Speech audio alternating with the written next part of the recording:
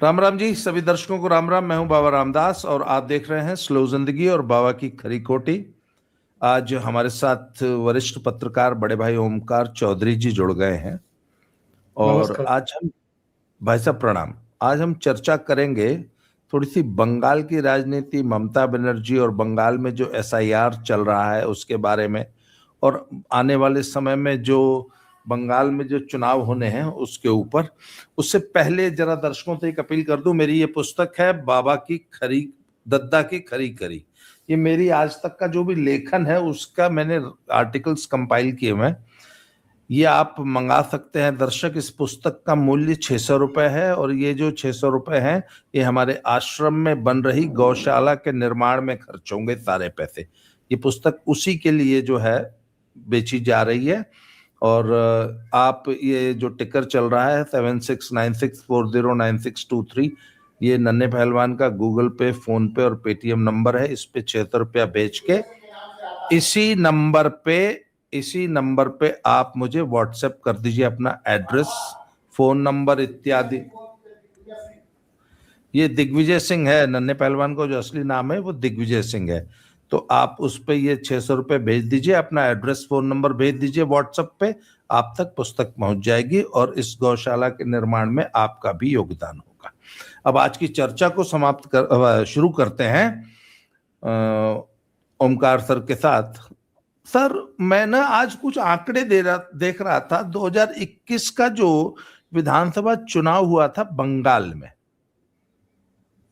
उसमें ममता बनर्जी का और भाजपा का जो वोट शेयर है, बीजेपी का 38% है, ममता का 48% है और कांग्रेस का सिर्फ 3% है।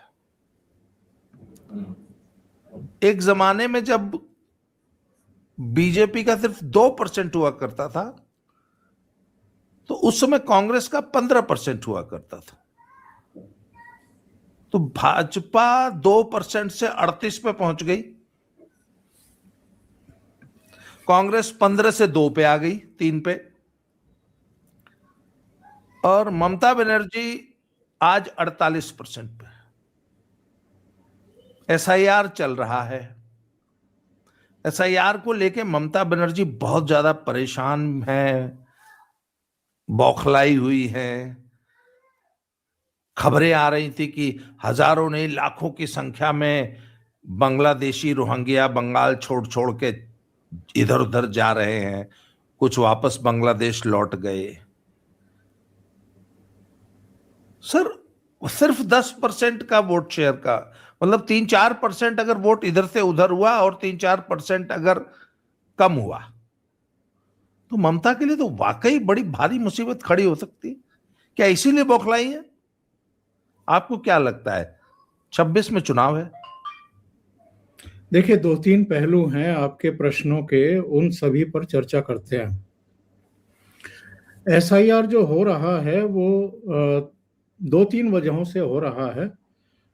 जिनके मतदाता सूची में अभी भी नाम है और जो इस दुनिया से ही चले गए हैं उनके नाम हटाना, जो ऐसे मतदाता जो अपने गृह राज्य को या गृह जनपद को छोड़ चुके हैं और दूसरी जगह चले गए हैं उनके नाम हटाना, क्योंकि उनके जो है इस बात की पूरी संभावना है कि जहां वो गए हैं वहां भी उन्होंने अपना मतदाता सूची में नाम दर्ज कराया होगा। तीसरे, जिनके 2 जगह नाम है सूची में, गांव में भी जहां उसने जन्म लिया और जब तक रोजगार नहीं मिला तब तक वहां उसने वोट कास्ट किया, और दूसरे रोजगार के सिलसिले में वो प्रदेश में ही किसी दूसरे जिले में चले गए या प्रदेश से बाहर चले गए, उनके नाम काटना।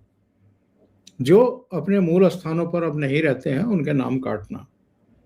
एक बंगाल की जब हम बात कर रहे हैं तो वहां एक और समस्या है, वो है घुसपैठियों की समस्या। बहुत बड़ी संख्या में ऐसे बहुत सारे जिले हैं जहां रोहिंग्याज और बांग्लादेशी और कुछ दूसरे भी, पाकिस्तानी भी, वो घुसपैठ कर गए हैं। उन्होंने अपने घर भी बना लिए हैं, उन्होंने फर्जी डॉक्यूमेंट बनवा लिए हैं, मतदाता पहचान पत्र ही नहीं बल्कि आधार कार्ड भी बनवा लिया है, आयुष्मान कार्ड भी बनवा लिया है, दूसरी सरकारी सुविधाओं पर भी डकैती डाल रहे हैं, और भारत के नहीं हैं। उन्होंने जो वहां के सिस्टम में लोग घुसे हुए हैं, जो उनकी मदद कर रहे हैं और जिनको राजनीतिक संरक्षण भी मिला हुआ है इस करके कि भाई जब वोट डालने का समय होगा तो फिर ये जो घुसपैठिए हैं इनके जरिए हम सीटें जीत लेंगे। 2-2, 4-4, 5-5, 6-6 हजार का भी अगर अंतर है कहीं, तो इन घुसपैठियों की वजह से वो अंतर पाट लिया जाता है और सीटें जीत ली जाती है और फिर सत्ता में ये लोग आ जाते हैं। पिछले दिनों प्रधानमंत्री मोदी ने भी और गृह मंत्री अमित शाह ने भी अपने भाषणों में ये कहा कि क्या जो भारतीय नहीं हैं, जो घुसपैठिए हैं, वो अब देश का प्रधानमंत्री और किस राज्य में कौन सीएम होगा ये तय करेंगे। तो इसलिए ये विशेष सघन अभियान चल रहा है। अभी 12 राज्यों में चल रहा है, पहले बिहार में हो चुका है, जो बाकी के हैं उनमें भी होगा। लेकिन मोटे तौर पर हम ये कह सकते हैं कि जितने राज्यों में इस समय ये अभियान चल रहा है वो कुल जनसंख्या का करीब करीब 60 से 65% के आसपास है। बहुत बड़ी जनसंख्या इन राज्यों में रहती है, आबादी है, जहां पर इस समय एसआईआर चल रहा है। जो घुसपैठिए भागते हुए देखे थे हमने, और जो तालाबों के किनारे और दूसरी जगहों पर बहुत बड़ी मात्रा में, बहुत बड़ी संख्या में हमने उनके मतदाता पहचान पत्र, उनके आधार कार्ड, उनके दूसरे पहचान पत्र पड़े हुए देखे, जिनको वो भागते भागते वहां फेंक करके चले गए, वो भी हमने देखे हैं। तो बंगाल में जो समस्या है वो बिहार से कहीं बड़ी है, और इसके मुर्शिदाबाद हुए, मालदा हुए, कूच बिहार का इलाका हुआ, 24 उत्तर परगना हुआ, बहुत सारे इलाकों में घुसपैठिए हैं।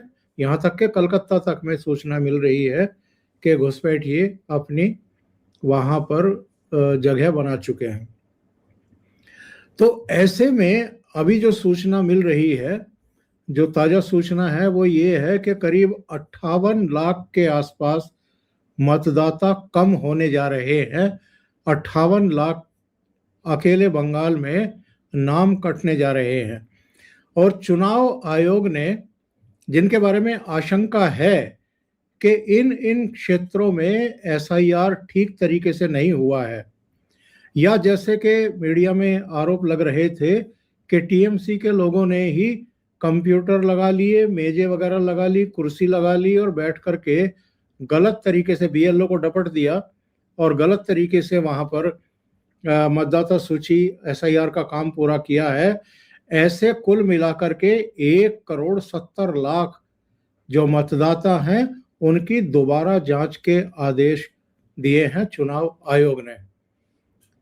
जो आप कह रहे थे कि इतने प्रतिशत का अंतर था पिछली बार के विधानसभा चुनाव में, ये जो 10% के आसपास का अंतर आप बता रहे हैं, ये क्यों था? क्योंकि कांग्रेस और वामपंथियों ने पश्चिम बंगाल में एक तरीके से चुनाव ही नहीं लड़ा, उन्होंने घुटने ही टेक दिए। याद करिए, राहुल गांधी जब चुनाव प्रचार के लिए गए थे तो केवल नक्सलबाड़ी इलाके में गए थे, एक सभा संबोधित की और उसके बाद पश्चिम बंगाल में जाकर के झांके ही नहीं। इस विधानसभा से जो पहली विधानसभा थी उसमें कांग्रेस के विधायकों की संख्या थी 44 और वामपंथी दलों के विधायकों की संख्या थी 22। और 2021 में जब चुनाव हुए तो कांग्रेस भी 0 पर आ गई और वामपंथी भी 0 पर आ गए।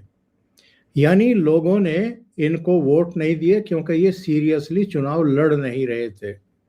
तो जो इनका वोटर था वो चला गया ममता बनर्जी की तरफ, और जो ममता बनर्जी को पसंद नहीं करते हैं, सरकार बदलना चाहते हैं, व्यवस्था बदलना चाहते हैं, वो आ गए भारतीय जनता पार्टी की तरफ। तो भारतीय जनता पार्टी के विधायकों की संख्या सीधे 3 से 77 पर पहुंच गई। और जो ममता बनर्जी के खिलाफ वहां एंटी इनकम्बेंसी देखने को मिल रही थी, कांग्रेस और वामपंथियों के मैदान से भाग जाने की वजह, घुटने टेक देने की वजह से वो ममता बनर्जी मजबूत दिखाई देने लगी और वो सीधे पहुंच गई 215 सीटों पर। तो ये जो है ना, ये केवल इसलिए कि कांग्रेस और वामपंथी दलों ने उनको वॉक ओवर देने का काम किया। वो एक कहावत है पुरानी कि घर फूंक तमाशा देखना। तो कांग्रेस पार्टी ने एक बार दिल्ली में भी घर फूंक तमाशा देखा था, जब अरविंद केजरीवाल को वॉक ओवर दिया था बीजेपी को रोकने के लिए। पश्चिम बंगाल में बीजेपी ना आ जाए इसलिए वामपंथी और कांग्रेस पीछे हट गए थे, साइड हो गए थे, और ममता बनर्जी और बीजेपी की सीधी टक्कर हो जाए। और उस समय आप याद करिए, यही प्रशांत किशोर उस समय ममता बनर्जी के सलाहकार हुआ करते थे, रणनीतिकार हुआ करते थे, जिन्होंने दावा कर दिया था इसके बाद कॉन्फिडेंटली, क्योंकि अगर वो उनके रणनीतिकार थे तो कांग्रेस वहां अपनी ताकत ना लगाए, वामपंथी उनकी ताकत वहां पर पूरी ना लगे, इसमें भी कहीं ना कहीं पीके की भूमिका रही होगी। वो कन्वे कर रहे होंगे ममता बनर्जी और कांग्रेस के बीच में इस तरह की अंडरस्टैंडिंग कायम करने के लिए। तो वहां जब सीधा मुकाबला हुआ तो बहुत सारा मतदाता टीएमसी की तरफ चला गया, कुछ जो ममता बनर्जी से नाराज थे वो बीजेपी की तरफ आ गए, और मुकाबला इन दोनों के बीच में आकर के खत्म हो गया और ममता बनर्जी तीसरी बार मुख्यमंत्री बन गई। तो ये मोटी मोटी कथा है अभी तक की बंगाल की राजनीति की। सर, इसमें मेरी एक शंका है। बिहार के चुनाव में हमने देखा कि राहुल गांधी का इंटरेस्ट ये था कि राजद को खत्म करो, बेशक बीजेपी सत्ता में आ जाए, अगर राजद खत्म होगी तभी राजद का वोट कांग्रेस की तरफ वापस मुड़ेगा, मुसलमान और बाकी। फिर राहुल गांधी की यही स्ट्रेटजी यूपी में भी दिख रही है कि अखिलेश को कमजोर करो, अखिलेश खत्म होंगे तभी मुसलमान वापस कांग्रेस में आएगा। सर, ये सेम स्ट्रेटजी अगर एक रणनीति के तौर पे देखा जाए तो राहुल को तो यह सूट करता है कि यदि ममता, बेशक बीजेपी आ जाए, परंतु यदि बंगाल से ममता खत्म होती हैं तभी तो कांग्रेस की रिवाइवल के चांस है ना। कांग्रेस एक जमाने में 15% तो आज से मात्र 2006 में थी, उससे पहले तो ममता बनर्जी जो टूटी वो कांग्रेस से टूटी। तो सर, राहुल को क्यों नहीं कोशिश करनी चाहिए कि ममता हार जाए, बेशक बीजेपी जीतती है तो जीते। देखिए, ये चीजें, ये डेवलपमेंट जो हैं ये 2021 के बाद के हैं, जो आप कह रहे हैं कि उनके दिमाग में ये बात क्यों नहीं आई। इनके दिमाग में ये बात हाल ही में आई है। इनको हाल ही में समझाया गया है कि ये सब आपकी, यानी कांग्रेस की कीमत पर ही आगे बढ़े हैं। कांग्रेस का वोट बैंक खा करके ही ममता बनर्जी मुख्यमंत्री बनी है, वरना एक दौर था ना जब कांग्रेस में ही हुआ करती थी। लंबा समय बीता है कांग्रेस में रहते हुए ममता बनर्जी का, और अकेले ममता बनर्जी नहीं, आप केसीआर को ले लो, आप शरद पवार को ले लो, ऐसे अलग अलग रीजन में, अलग अलग क्षेत्रों में बहुत सारे नेता हैं जो कांग्रेस में ही रहे लंबे समय तक और बाद में कांग्रेस से बाहर निकले और अपनी पॉलिटिकल पार्टी बनाई और फिर खड़े हो गए, कांग्रेस की कीमत पर ही खड़े हुए, रीजनल पार्टी बना करके। तो ममता बनर्जी बीजेपी के साथ हुआ करती थी, एक समय अटल बिहारी वाजपेयी की सरकार में मंत्री भी हुआ करती थी, बाद में वो बीजेपी से दूर हो गई, फिर कांग्रेस के साथ उनका गठबंधन हुआ, ये इंडिया अलायंस जब बना फिर से इनकी एक ही झूले पर ये झूलने लगे। लेकिन ममता बनर्जी बहुत श्रूड पॉलिटिशियन है, उनको बहुत अच्छे तरीके से ये पता है कि एक ही बीजेपी को, मोदी को हटाने के लिए एक गठबंधन में रहना जरूरी है। लेकिन राज्य में कमजोर होना उन्हें मंजूर नहीं है और राज्य में इनको स्पेस देना उनको मंजूर नहीं है। तो लोकसभा चुनाव भी जब हुआ था 2024 का, तो ममता बनर्जी ने इनसे कह दिया था कि एक तो मालदा की सीट है जहां से आप जीते थे 2019 में, और एक बहरामपुर वाली सीट है जिसमें अधीर रंजन चौधरी जीत करके आए थे। उन 2 सीटों को आप ले लीजिए, उन पर चुनाव लड़ लीजिए, कहीं तीसरी सीट में आपको नहीं दूंगी। तो कांग्रेस उखड़ गई थी। कांग्रेस को उम्मीद थी कि कम से कम वो 6 से 8 सीटों पर अपने कैंडिडेट उतार पाएगी, लेकिन ममता बनर्जी ने मना कर दिया। फिर वो 42 की 42 सीटों पर लड़ी, और ये ममता बनर्जी को पता था जब वो 2 सीट ऑफर कर रही थी कि यही होगा। और फिर बहरामपुर सीट पर यूसुफ पठान को ले आई गुजरात से, अधीर रंजन चौधरी को भी हरवा दिया, क्योंकि अधीर रंजन चौधरी ही थे जो ममता बनर्जी के खिलाफ ताल ठोकते हुए दिखाई देते थे। कांग्रेस का जो टॉप लीडरशिप है वो तो ममता बनर्जी के बारे में कुछ कहती नहीं है, अभी भी नहीं कहती है।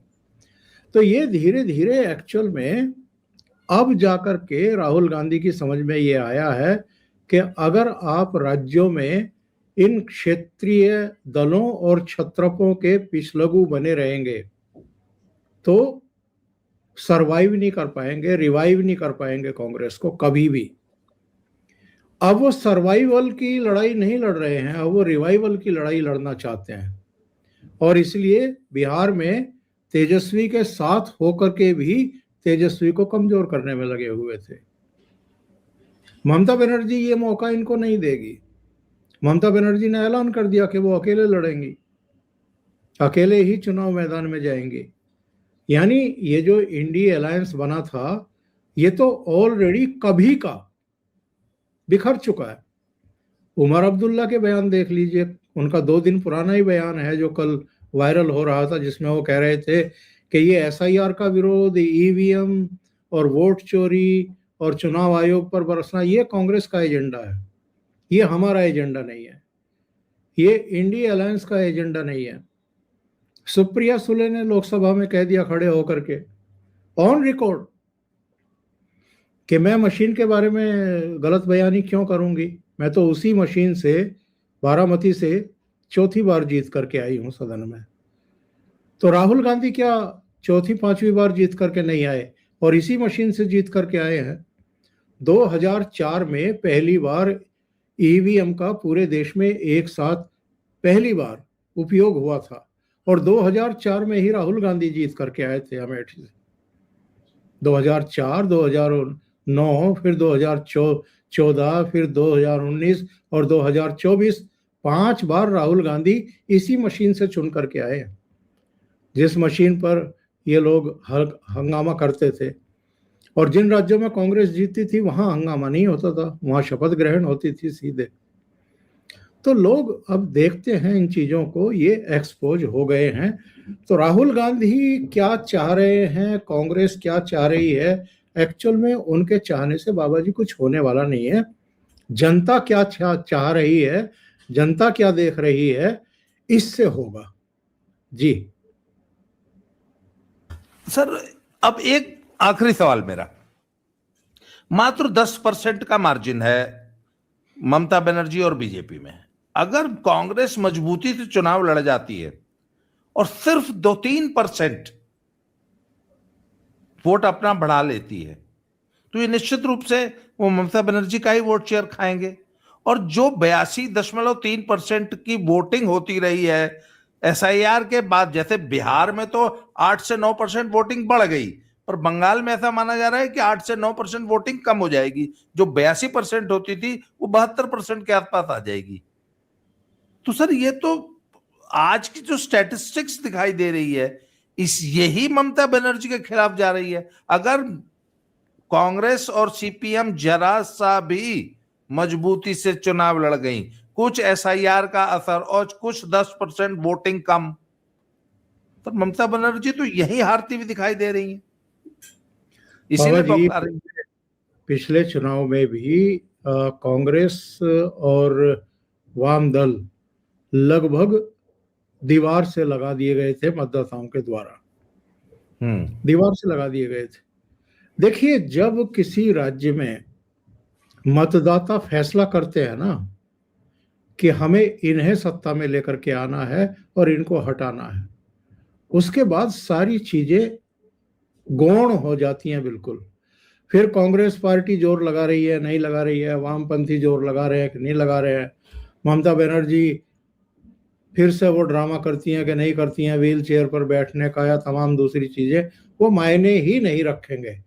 जिस दिन बंगाल की जनता तय कर लेगी कि एनफ इज एनफ, बहुत हो गया, उस दिन फिर बाकी सारी चीजें खत्म हो जाएंगी। और दूसरी बात यह है कि जब आप चाहे कारण जो रहे हों, अगर आपने एक बार गिव अप कर दिया, एक बार आपने पैर पीछे हटा लिए, उसके बाद जनता आपको दोबारा मौका देती नहीं है सोचने का। और इसका सबसे बड़ा उदाहरण उत्तर प्रदेश है। ये शायद 90s की बात है, जब मुलायम सिंह यादव से समर्थन वापस हुआ था, जनता दल का अंदरूनी झगड़ा था, तो राजीव गांधी ने, कांग्रेस पार्टी ने उनको समर्थन दे दिया था उत्तर प्रदेश में। एक तो वो घटना आत्मघाती साबित हुई। उस समय तक भी पूरी तरह मुसलमान समाजवादी पार्टी के साथ ठुक्कर के नहीं थे, मुलायम सिंह के साथ ठुक्कर नहीं थे, विभाजन होता था। तो मुसलमानों ने सोचा कि जब राजीव गांधी समाजवादी पार्टी को समर्थन दे ही रहे हैं तो क्यों ना सीधे समाजवादी पार्टी को ही वोट दिया जाए। दूसरे, राजीव गांधी की मृत्यु के बाद 1991 में पीवी नरसिम्हा राव प्रधानमंत्री बना दिए गए, और जब उत्तर प्रदेश में अगले विधानसभा चुनाव हुए तो बहुजन समाज पार्टी के साथ उन्होंने गठबंधन कर लिया। काशीराम जिंदा थे उस समय तक। कांग्रेस पार्टी लड़ी केवल 125 सीटों पर, 125 या 26 सीटों पर लड़ी थी, और बाकी सारी सीटों पर, 299 सीटों पर शायद बहुजन समाज पार्टी ने अपने कैंडिडेट उतारे। यानी करीब करीब 300 विधानसभा क्षेत्रों में ना कांग्रेस का झंडा था, ना डंडा था, ना कोई प्रत्याशी था, ना कोई प्रचार था, कुछ नहीं था।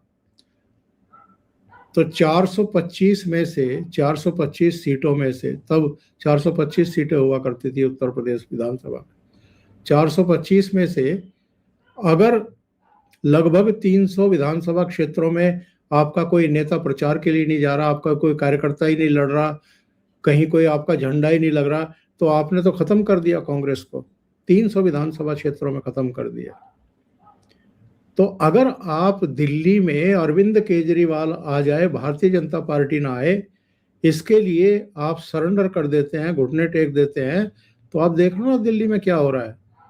3 लोकसभा चुनाव हो चुके, 3 विधानसभा चुनाव हो चुके, एक विधायक नहीं जीता, एक एमपी नहीं जीता, खाता नहीं खुल रहा कांग्रेस का। पश्चिम बंगाल में 44 से सीधे 0 विधायक हो गए थे। तो ये गलती जहां जहां कांग्रेस कर रही है कि बीजेपी को रोकना है, वहां वो खुद गड्ढे में गिर रही है, और इतने गहरे गड्ढे में गिर रही है कि उसके निकलने और उबरने की कोई गुंजाइश बची ही नहीं है। तो यही हाल इनका पश्चिम बंगाल में ऑलरेडी हो चुका है। और इस बार मेरा ये मानना है कि भारतीय जनता पार्टी वहां सरकार बनाएगी, और इनकी सीटें जो हैं वो 150 भी टच कर जाएं तो किसी को आश्चर्य नहीं होना चाहिए, और ममता बनर्जी जाएंगी। कांग्रेस और वामपंथी कितना जी जान लगा के लड़ते हैं, नहीं लड़ते हैं, वो इरिलीवेंट दिखाई देगा इस विधानसभा चुनाव में। तो सर, निश्चित रूप से भाजपा इस समय वहां पे फ्रंट फुट पे खेल रही है और दीदी डिफेंसिव है, ये तो दिखाई दे रहा है। और चलिए देखते हैं एसआईआर में आज इलेक्टोरल रोल्स की जो I think draft list publish हो रही है। एक बार ड्राफ्ट रोल पब्लिश जो हो जाए उसके बाद सर दोबारा चर्चा करेंगे कि क्या आंकड़े निकल के आते हैं। सर आज की चर्चा को ही समाप्त करते हैं। आपने समय दिया इसके लिए आभार, धन्यवाद। जय श्री राम, हर हर महादेव। हर हर महादेव, जय श्री राम।